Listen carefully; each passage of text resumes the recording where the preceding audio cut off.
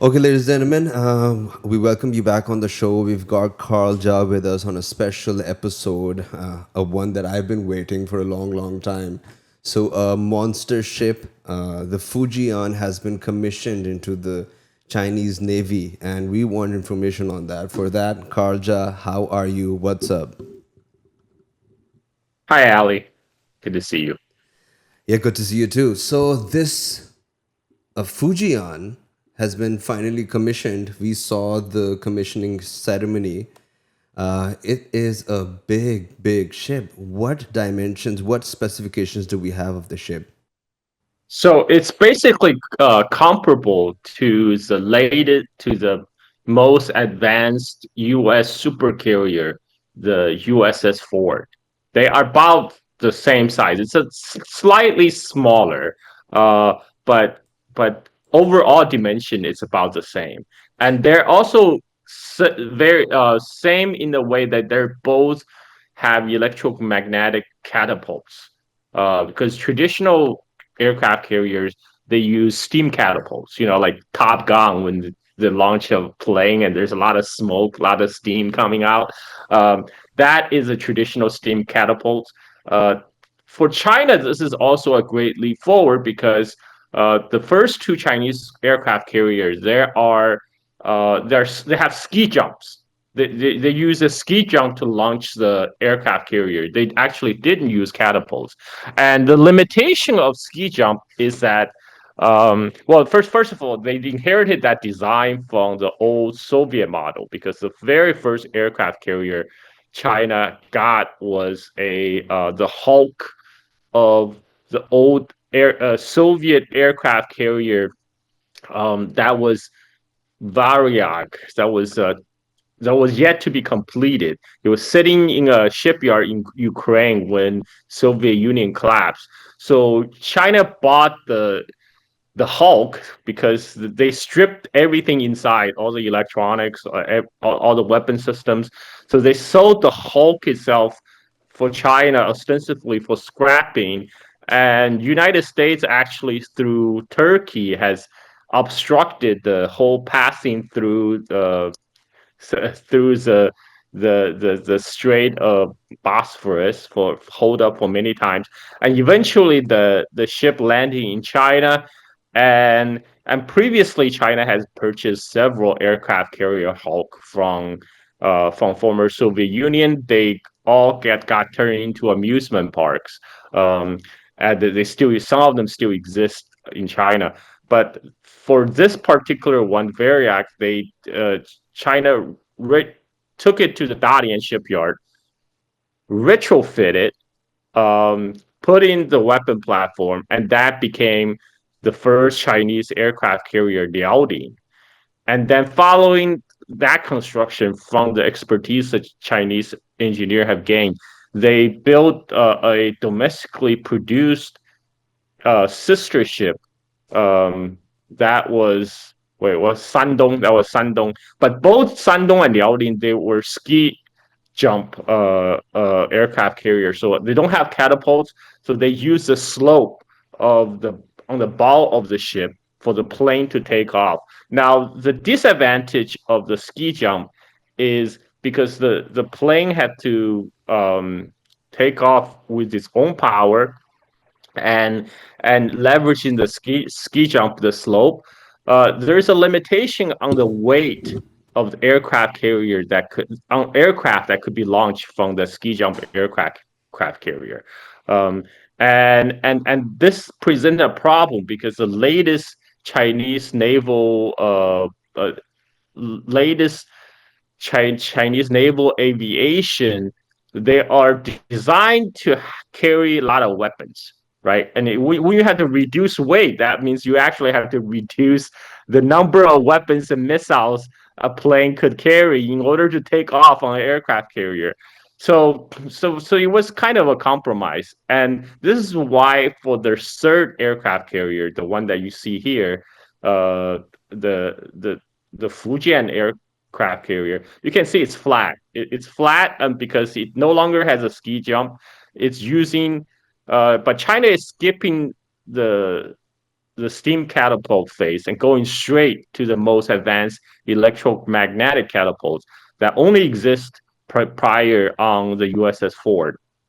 Now there's before people say China copy, and then now the propulsion system is actually quite different. The Chinese Fujian aircraft carrier, they use DC current.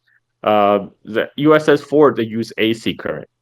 And but DC AC, for most people, they don't know what's the difference. But the biggest difference in practicality is that USS Ford currently, they cannot launch fifth generation stealth aircraft from their flight deck because F-35 is too heavy for its electromagnetic catapult. So what happened was, because USS Ford was built and designed at an earlier time, at the time before they finalized the design for F-35. F-35 design process took a long time because it was designed to be used by both U.S. Navy, U.S. Marine, and U.S. Air Force. So each three branches of U.S. military all have their own specifications. So they fought over it. And by the time the dust is settled, they settled into a compromise that's F-35. That it's designed to do everything, but not necessarily do everything well. And but by that time, the design for USS Ford has already finalized. So they didn't expect the F-35 end up to be so heavy.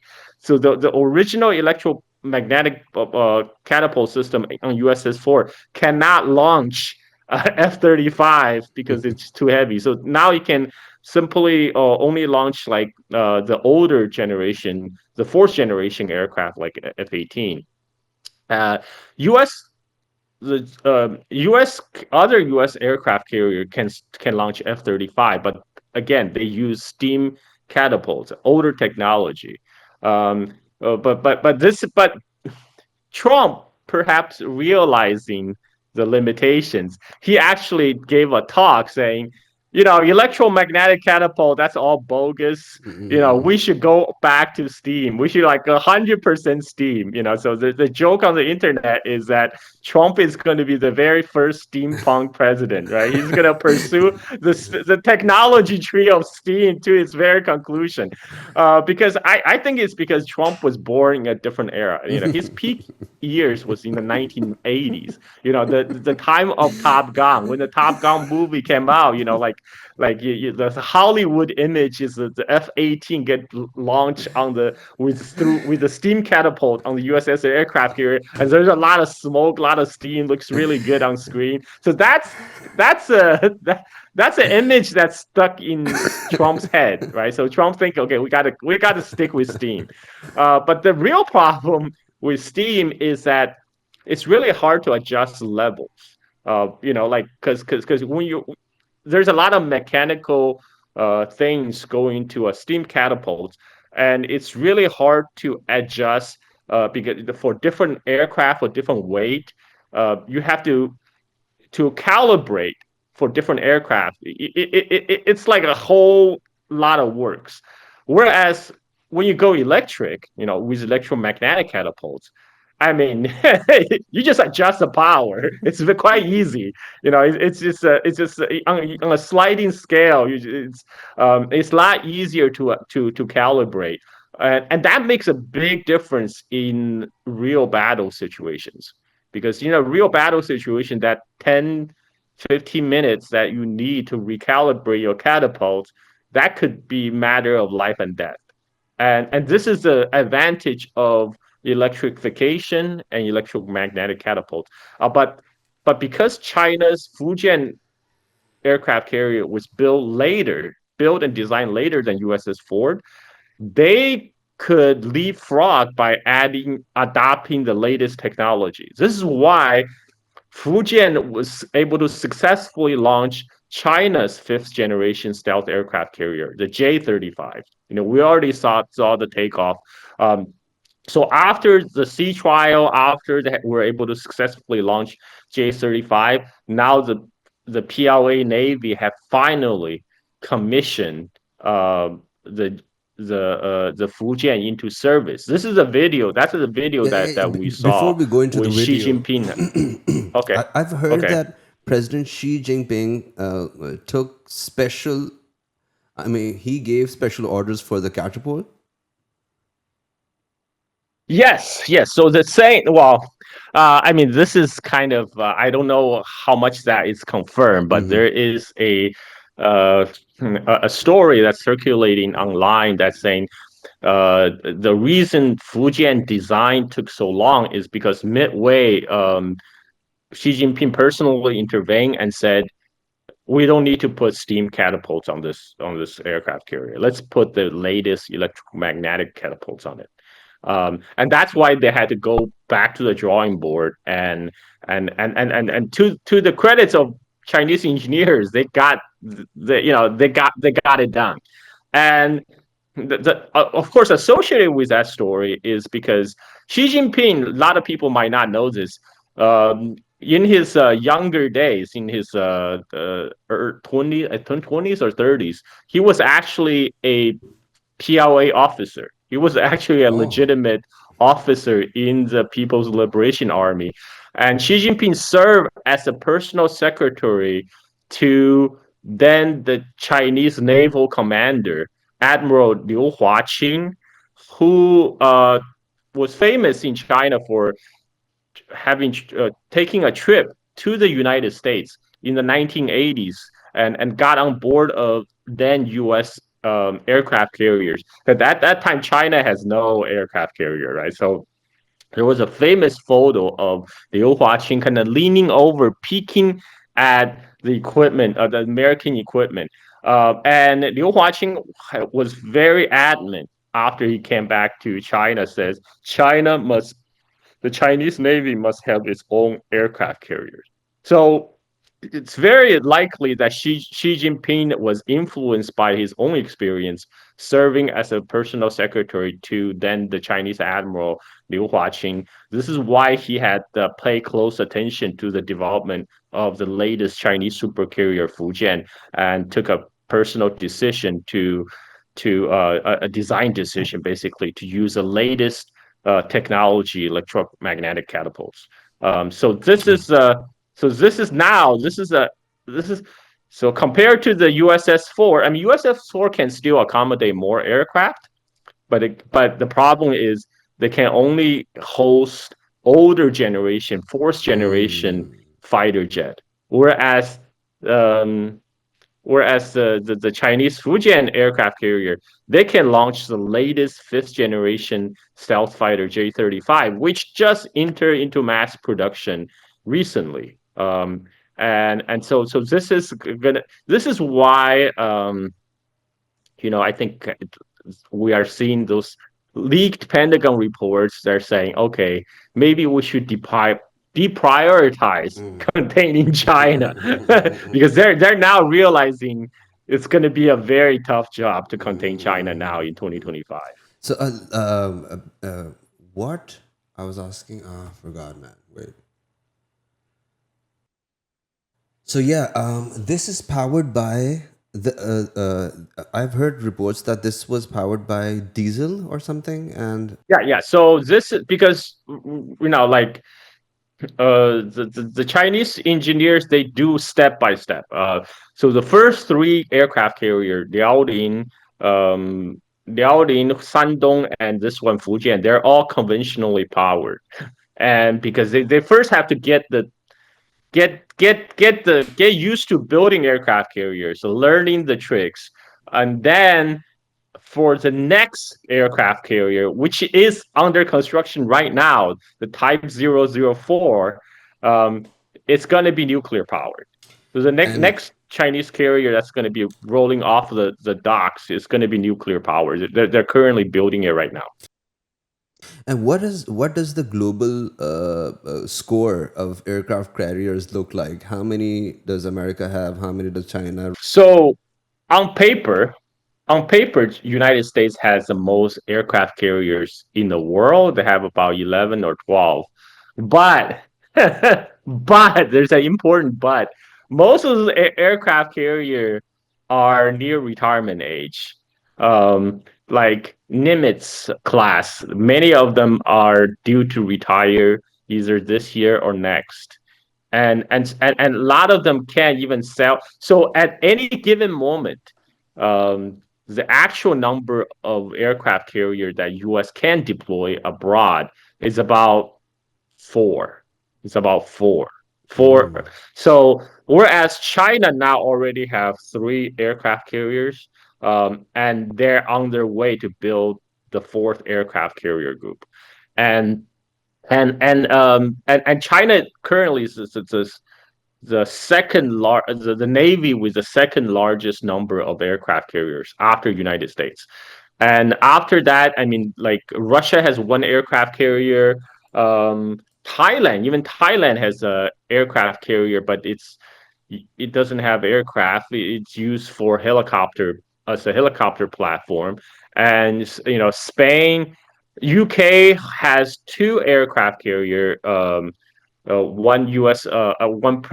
HMS Prince of Wales, and the other one HMS Elizabeth. But the problem with UK is they're having a very difficult time maintaining the both aircraft carrier at the same time. They keep on breaking down. So what they end up doing is they start cannibalizing one aircraft carrier for parts in order to maintain the other aircraft carrier group. They had so many problems. They had multiple fires, and so like half the time the UK aircraft carrier is in the docks for repairs. And in any case, they don't have much aircraft for those aircraft carrier. Whenever UK threaten they're going to send their aircraft carrier to South China Sea, everybody just laugh. Like, what are going to be? It's going to be like a fishing platform. What do you think you're going to be doing in the South China Sea? France has an aircraft carrier group. I think Italy has an aircraft carrier group, and I think Spain I'm not saying aircraft carrier group, sorry, aircraft carrier. Um, but a lot of these aircraft carriers are for maintained for like national prestige, right? Mm, Because yeah. aircraft carriers usually do not operate alone. You need an aircraft carrier battle group with a whole bunch of support ships. You need a bunch of missile destroyers that has an anti-ballistic missile defense capability that will be able to protect your big valuable aircraft carriers. And like that's it's very expensive. Navy is a very expensive arms to maintain, and the really for to this is why only U.S. and China have the true multi-carrier multiple aircraft carrier battle groups. UK doesn't count. UK has two, but the kit, one of them is always import for repair. So UK doesn't count. So only US and China at the moment. Well, okay, there's India. India has two aircraft carriers on paper, but they're those are very old hulks. Those are India bought the retired Soviet aircraft carriers, and they did some retrofitting to extend their life. But the whole technology they put on it, it's very old, and India also has some problem maintaining their their aircraft carrier effectiveness. So really, the real game is between U.S. and China at the moment. Okay, cool. So let's now move on to the video, and you're gonna have to work with my questions. I ask a lot of questions, so if you want to Sure. pause the video, you can pause the video in between. So, Okay. firstly, where is this? This is Hainan, China. It's Yeah. beautiful weather. And where is Yeah. this place? So This is like, yeah. So Hainan is a tropical island. So China has two big islands, right? China has two big islands. One is Taiwan and one is Hainan. And Hainan is sitting right in the South China Sea. So it has a very important naval base in Sanya at the end, it's the most southern end of Hainan, and this is where this is what you saw, where the actual commissioning of Fujian took place. And Yeah. Highland is basically China's Hawaii. It's a resort island Yeah, because it's yeah, that's what tropical it's looking and like. It's beautiful. it's tropical. It's beautiful and people go there to eat a lot of seafood basically. So I'm gonna play. Cool. Yeah. Wow. Okay. So, So this took place a couple days ago, last week in fact. could you pause for a second? The one on the left side Sure. is the old one, right? So that is. Let me see. It Yes. has So you can see it has a ramp. it has a Yeah. ski jump. Yeah, that's a ski Yeah, jump. yeah, yeah, yeah, yeah. So I don't know which one is it, whether it's Liaoning or Shandong is one of it. I can't because they don't have labels. I can't. Yeah, no, Shandong and cool, cool. Liaoning, they're very similar in their shape. So Yeah, it's one of the older aircraft carriers. Yeah, yeah. you're correct.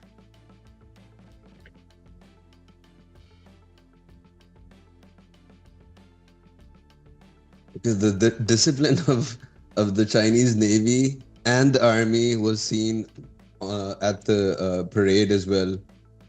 Yeah, so So yes. these Okay, are okay. the Yeah. sailors. There are about 2,000 sailors on board participating in Okay. the ceremony. So those ships can host a lot of people. Mm. And So this Xi is Jinping is here. yeah, Xi Uh, Jinping personally yeah, attended the commissioning yeah, ceremony. yeah. Could you pause it for a second? Sure. So he would have flown to where and then came Yeah. here? Well, I mean, Xi Jinping normally is based in Beijing, right, the capital of China. So Yeah, he basically flew all the way from northern China to like the southern yeah. tip of the Hainan So Island for okay, this ceremony.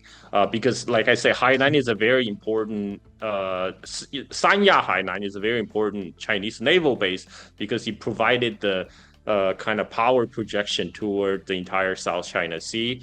And it's also that this area is also because it's near equator, it's also the site for launching Chinese satellites. You know, a lot of Chinese rockets, satellite launching actually take place there. and how many hours of flight would this be approximately? Um, so this, so I know from Beijing to Shanghai takes about 2 hours, 2 hour flight, but two 2 hour or 2.5 hour flight. But from Shanghai to Guangzhou, that's another 2.5 hour flight. So from Beijing directly to Hainan, it's going to be more than 5 hours. It's going to be more than 5 hour flight. Mm. Yeah. Whoa. Okay, Yeah, let's go. China is a big country. China is a big country. Yeah. Yeah. That yeah, okay. Yeah. We got the naval fleet and the Chinese president. Okay, so he I he looks a little overweight here, no? Well, I Like mean, he is like I mean, not 70. the He's best more than example 70. of Chinese people. He's These Chinese are like very disciplined in their eating and their habits and he's all that. he's more than 70 years old. I mean, Oh yeah, yeah, yeah. he's up there in age, and you know he's not really you know he's not a really active serving member of the PLA anymore. You know he was in he Yeah, was back when he was a PLA officer back in 1980s. He was actually pretty trim, you know, just like all yeah. these sailors here. But now he is like what 70 But you something. hardly find any overweight Chinese people because these guys, Chinese, are like really, really good in their diet and how they work and their discipline in their life. So I Well, hardly like, yeah, when you are older, your metabolism slows down significantly, yeah, as yeah. Still I am better finding than, out right now. yeah, still better than us Pakistanis, man. Still way better than us Pakistanis. Well, Okay. I think the diet also play a different part Yeah, because I that's what I'm think the saying. Pakistani the diet Mm, has contains more meat and dairy and you know and yeah, more carbs I guess more because the you yeah, know there's you consume a lot of naan bread, right? And yeah. so Naan yeah, and roti. yeah, Oh, yeah, yeah. unbelievable. Those the carbs will tend to blow you up. Yeah.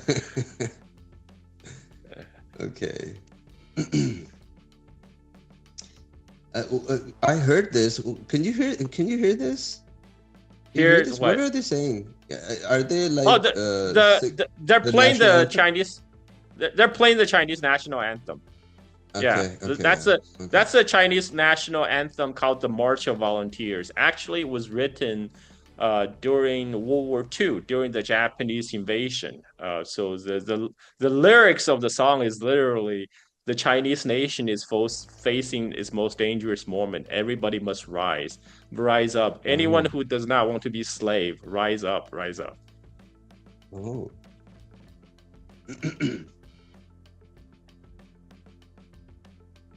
So we've got only the Chinese president from the political representation, no other Uh, person. I'm I'm sorry.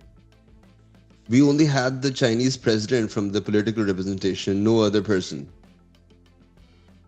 I mean, he's the main honcho, right? He's a head honcho. Yeah, He's a guy going to be reviewing this ceremony. yeah.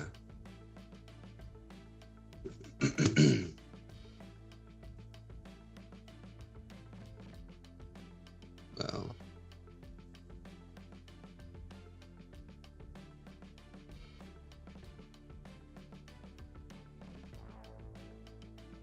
The march in the parade, the slow march in the parade, that took over the internet. That was way Yeah, slow marching. yeah, Oh and my they God. pick the tallest guy for the honor guard Guy. too, because Xi Jinping is not a short guy. Yeah, Xi he's Jinping is tall. like He's yeah, Xi tall. Jinping Yeah, yeah, Xi Jinping is 180 centimeters, so he's not a short guy, yeah. but they always pick the tallest person for But the rest warfare. of them in the behind, you can see they're pretty shorter than these two guys. Yeah. Xi Jinping is a tall guy. Yeah. The other guys, I think they are their company Xi Jinping. Some of them might be the Politburo members.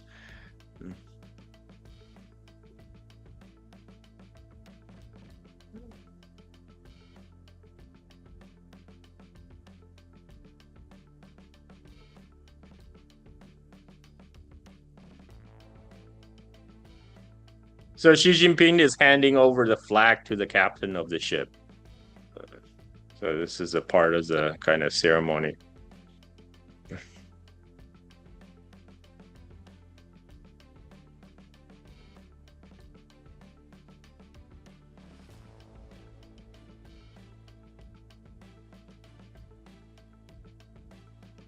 So now they're playing the anthem of the People's Liberation Army. That's a military anthem.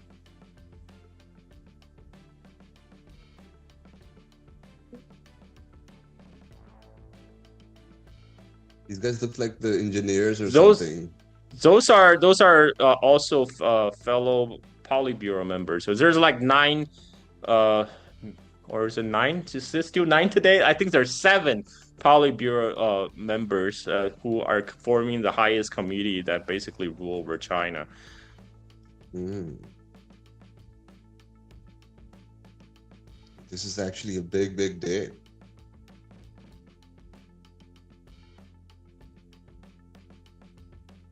So the narrator is saying Xi Jinping has always paid very close attention to the development of the China's aircraft carrier program.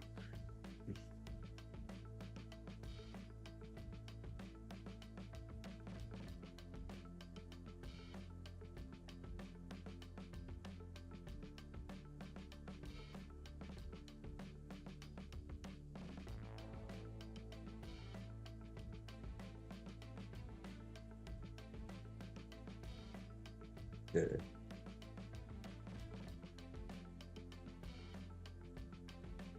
We're at the platform. So you can see they have Yeah, three. yeah, Um, yeah. they have so they have like three launching paths. So they can launch three aircraft at the same time. Um, I think the USS 4 has four, but China is just starting somewhere, so not going crazy. We've got the So they also have all AWACS. the latest gadget on board. Yeah. You have some of the fourth generation aircraft. You also have the AWACS planes, which, by the way, in the Chinese naval aviation and air force doctrine, AWACS play a very important role. And Mhm. as we recall, during the Indian-Pakistani Yep, conflict, yep, AWACS yep. also play a very central role. So those are very important.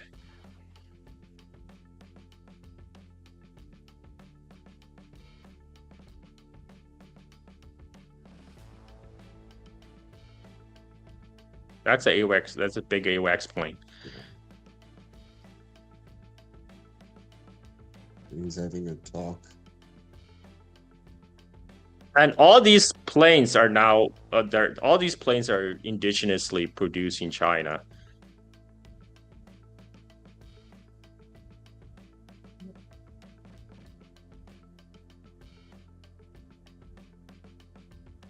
He's gonna see it fly off. So they're gonna Yeah. see the test launch. So you see, so right now it looks like they're launching a fourth generation aircraft like this one, but you can see in the background there's a J-35 parked. So they're launching the J-16, which is one of the most advanced flankers in the world, and it's right now serve as like the main backbone of the Chinese naval aviation.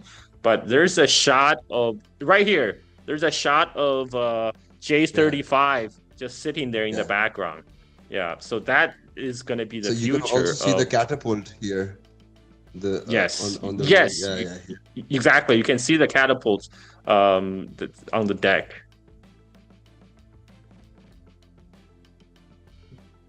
So again, they're showing off the J-35. Now these shots are all intentional, by the way. They're not accident. They made sure they're showcasing the J-35 on board.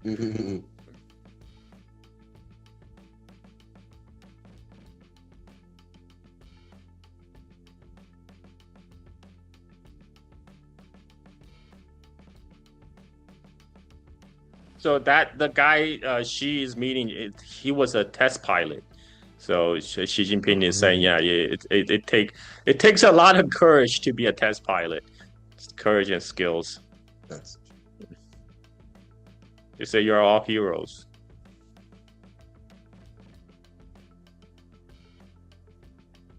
look at them smiling standing behind him, smiling.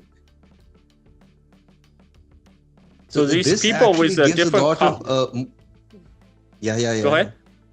The You were people in saying, yeah. front with a different color coded jacket, they're like the ground crew, those who works the deck, supporting the launch of the aircraft. That this is a very kind of similar actually to how the U.S. Navy operates. So the commander in chief coming down on the ground level with the forces that like motivates everything to another Of level. course, yeah, I mean that's key. You as a commander, you should always visit the front line and to give morale boost to your troops. Also saying that you guys are heroes coming from the commander in chief. Whoa.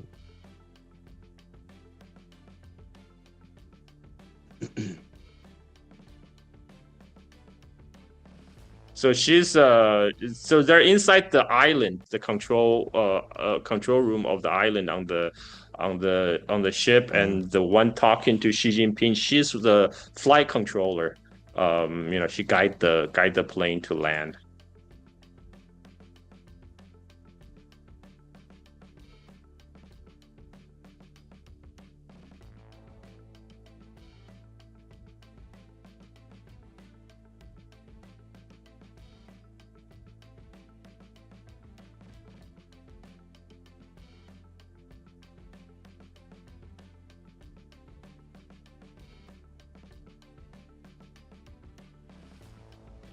He's a navigation officer. Okay. And people are smiling. What is he saying? What is Xi Jinping saying? What could you hear him Uh, saying anything? yeah. 1 second. Let me roll back to.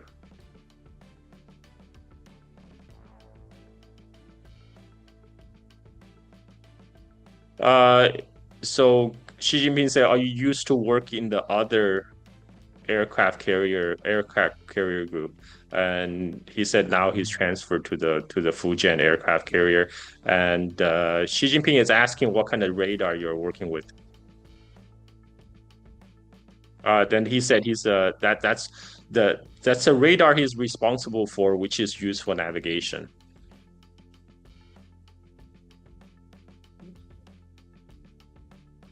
It's What is this? Some sort of a guest book? it's just a lot, yeah, guest book. That's a guest book for Yeah. the.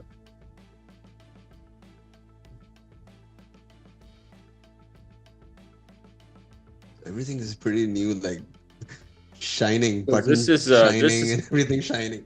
well, it is a brand new ship, so they're Yeah, showing yeah. him the control room for the electromagnetic catapult. This is the electromagnetic catapult control room. Mm. Oh, so it's coming from underneath the track. Yeah, You can see it in the back. Wow, man! yeah. It just appeared from underneath the track. Mm. Okay, So so this is a cafeteria. This is a food. wow.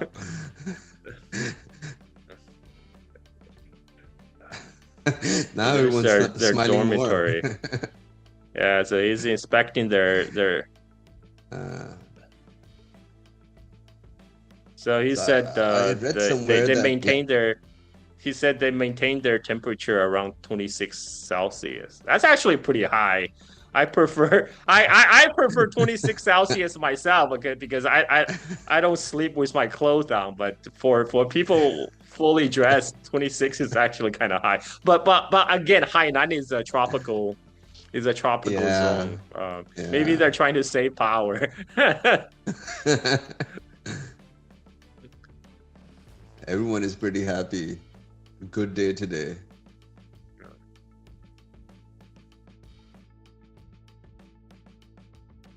Boys are happy.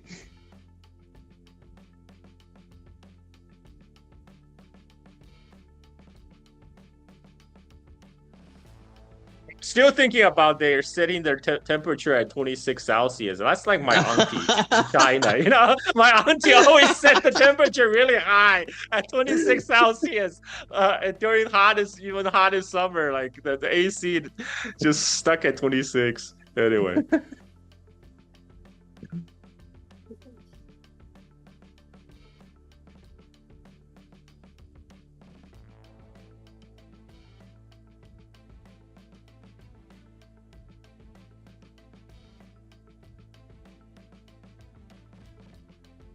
How is the world looking at this? How would be the Europe looking at this? How would America be looking at this? Have you read around somewhere? Well, I Okay, so mean, he's going back on a bus, and I think no, he's he's the he's only guy in leaving. the Yeah, bus. he's Yeah, yeah, leaving yeah, on his van. yeah. Yeah, so Wow, they're they're wow, they're wow. holding a Amazing. send off ceremony for him.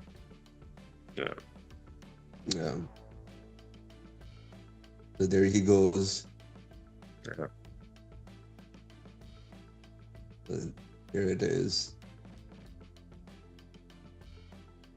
See, that's a J35. Yeah.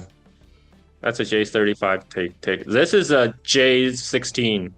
That's a J16, and this is a AWACS.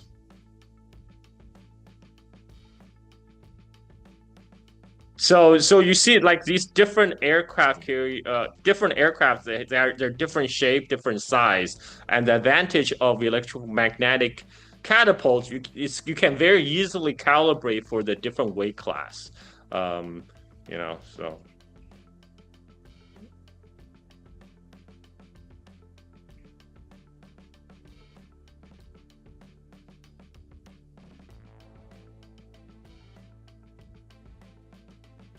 So yeah, so the last part was after seeing all these images, this huge aircraft commissioned, different aircrafts, huge aircraft carriers commissioned, different aircrafts flying off of it. How would the world be taking this? Well, I mean, the reaction from United States on social media is pretty predictable. There's a lot of hopium and copium. You can just by saying, "Oh, they just copied us. China copied. They copy everything." And of course, I had to point out, USS Ford can still not launch F-35s, whereas you just saw the Fujian launched J-35 with no problem. And that is going to be a problem for U.S. Navy because you have their older aircraft carrier with their steam catapult can launch F-35, but many of those old aircraft carriers are near retirement age, and with the problem with the steam catapult, like I said, they have it's it takes a lot of time to recalibrate the catapult to launch different weight class aircraft. If they launch F-18 and then want to switch to launch F-35, it's going to take them a long time to recalibrate the steam catapults. Whereas it will be a lot easier on an electronic catapult. And so, I'm looking, let's look forward few more years. So let's say in the 2030s, you are going to have China fielding another aircraft carrier, nuclear powered, and you are going to have these aircraft carriers fully capable of launching fifth generation stealth aircraft. Whereas, the only option US have then is maybe try to extend the life of their old decrepit carriers to keep them in service, because otherwise they will lose the ability to launch F-35, and then they will only have um, fourth generation aircraft like F-18s to counter China's fifth generation aircraft like J-35. You will be like totally unbalanced. And another thing is by 2030, China would have deployed its sixth generation aircraft, stealth aircraft, the J-36. And then you will be even more unbalanced because so far the U.S. equivalent of the next generation air dominance is still at the PowerPoint presentation phase. There's no way they will be able to have that out before 2030. So then the whole the battlefield balance is going to be tipping toward China's favor. So right now, for a lot of the people who still believe in American primacy, believe in the Western primacy, they are their only counter is by producing the hopium and copium, which is quite sad because they also know, U.S. does not no longer have the same kind of manufacturing power you once did during World War II, where you could outproduce everyone. Now the table has turned. China, like use the Pacific War 2.0 analogy. Today's China would be where United States was in 1941, and U.S. will be in the position of Empire of Japan in 1941. So the whole balance of power has shifted and just shifted to the east, and there's nothing U.S. can do about it.